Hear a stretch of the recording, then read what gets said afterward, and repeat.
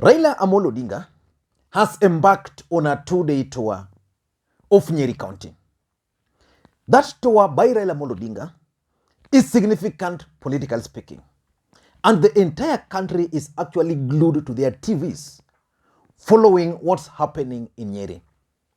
And the deputy president, for example, who was supposed to be at the devolution conference, decided to cancel that trip. I want to assume that he's actually doing that because he's following whatever is happening in Nyeri. Raila Odinga has already met with the elders, Kikuyu elders, who have actually endorsed him for the presidency. Later on, Raila Odinga will be meeting with the youths, and then later again, he will be meeting with the professionals and the business community from Nyeri County and from the entire Mount Kenya region. The trip is significant because of these three reasons. Number one, Nyeri will host the last Azimio la Umoja meeting. So basically, it means the Nyeri meeting, forget about today, tomorrow's meeting, will be used to either gauge whether Raila Odinga will win the support of the Kikuyu nation, and it will also be used to maintain the Azimio la Umoja momentum. One fact we have to agree to is that Azimio la Umoja was actually birthed in Nakuru. Nakuru County is kind of a Kikuyu-dominated county. And then the first county which held the Azimio la Umoja meeting was actually in Laikipia. So the fact that it's being concluded in Nyeri is also significant. So that's number one. Number two, Nyeri County is the home to the former president, Mwai Kibaki.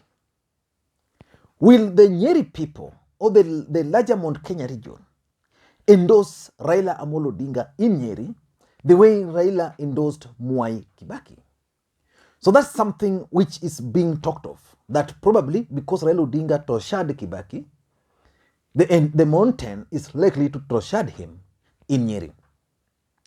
And number three, why it's also important is that Nyeri County is actually the epicenter of the Mount Kenya politics. Mount Kenya politics is normally measured in Nyeri.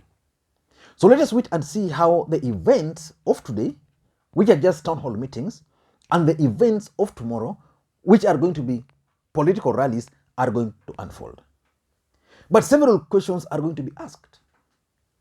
The first question is, how many governors, MPs, senators, and MCs from the larger Mount Kenya region will attend this meeting? For example, already the Nyeri governor has already joined Raila Odinga. So which other member of parliament will join Raila? I've seen the Nyeri town member of parliament, Wambugu Ngunjiri, has already joined Raila Odinga. Wambugu Ngunjiri has never attended events organized by Raila Odinga. And just like I keep on saying, anytime you want to read the mind of the deep state, follow Wambugu Ngunjiri. So how many other senators will join Raila Odinga from the larger Mount Kenya region? Are we going to see, for example, someone like the Kiambu senator, Wamatangi, who's never joined Raila Odinga to this event?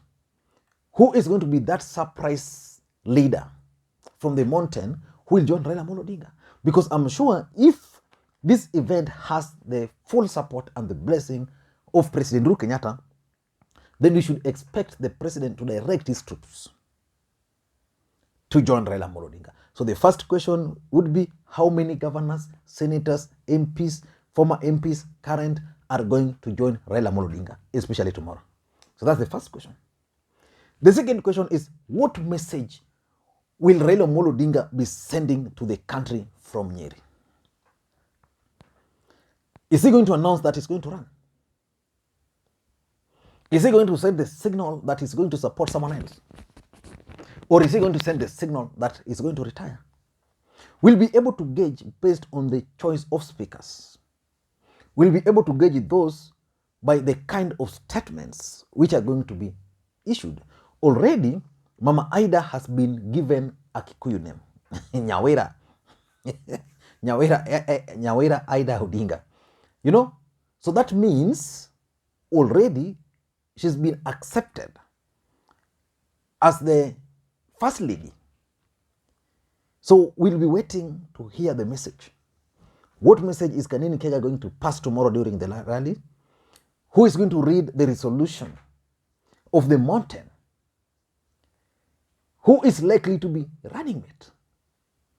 Because we'll be able to know who will invite Raila Odinga if he's a governor, but who will speak before that governor.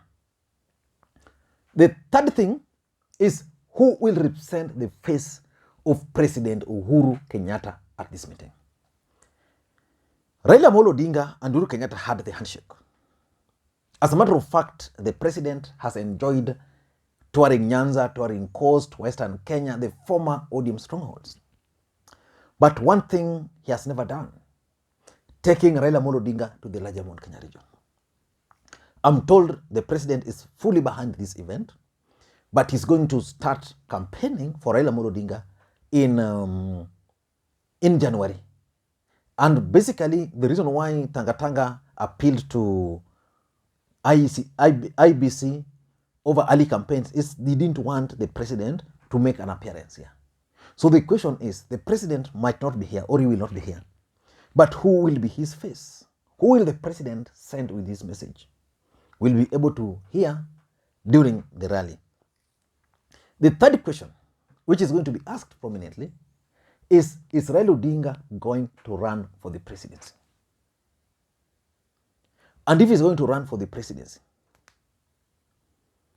what role will the larger Mount Kenya region play in his government? Those are some of the questions which are going to be asked. So let us wait and see how things are going to unfold. But why is this event being watched by the entire country?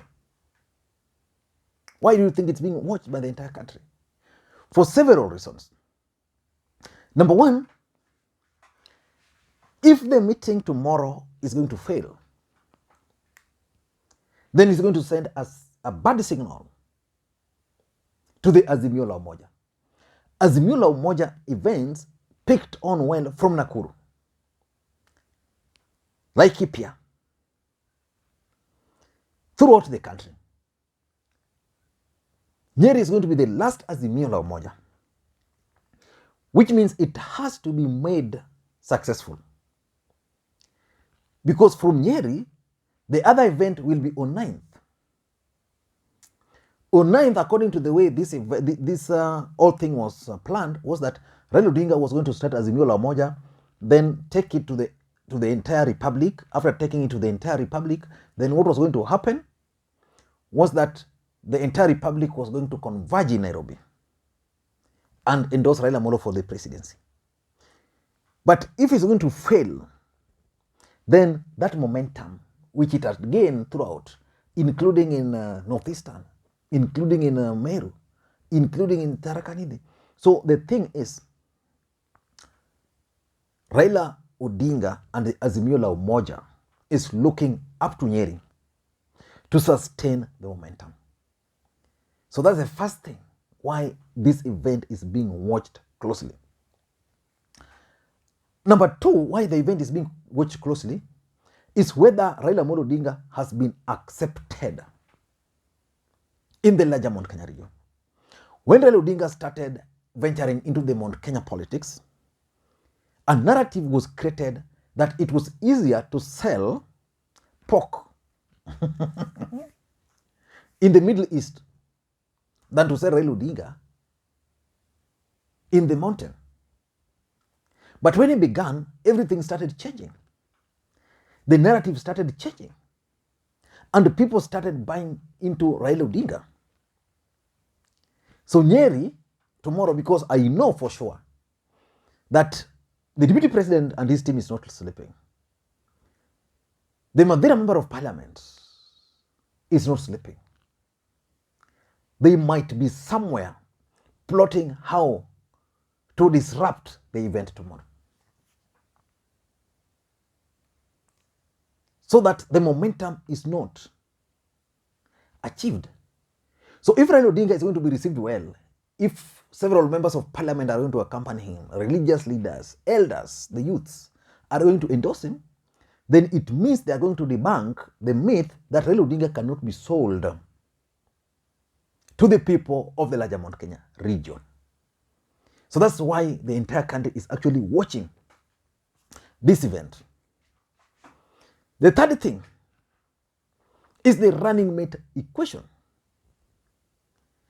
The Wiper Party yesterday held its National Delegates Conference. Raila Odinga was received so well by Wiper supporters. Their expectation is that they don't have any problem again supporting Raila Odinga. But can they support Raila Odinga if Raila Odinga will nominate someone else other than Kalonzo Musyoka? Which takes us to the question. The idea of Raila Odinga getting a running mate from the larger Mount Kenya region, is it the best for him? So those are the questions which are going to be answered in Nyeri.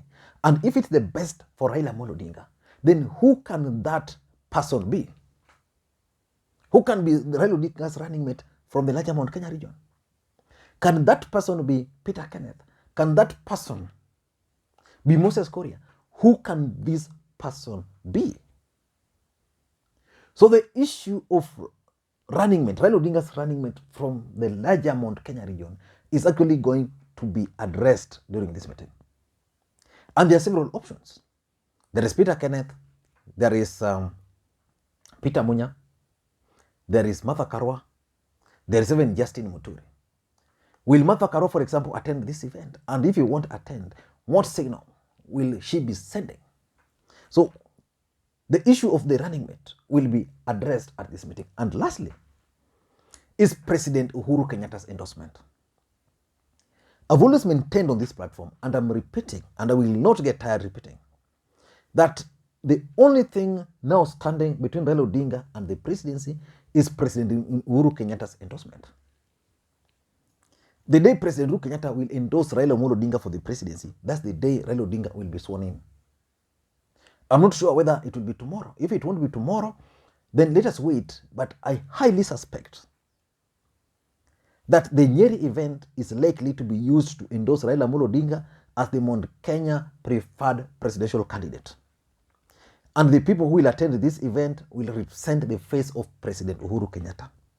So that when Raila Odinga will be endorsed tomorrow, for example, we will know that he's being endorsed by President Uhuru Muigai Kenyatta. I don't know what you think, but let us wait and see how the events are going to unfold in Nyeri.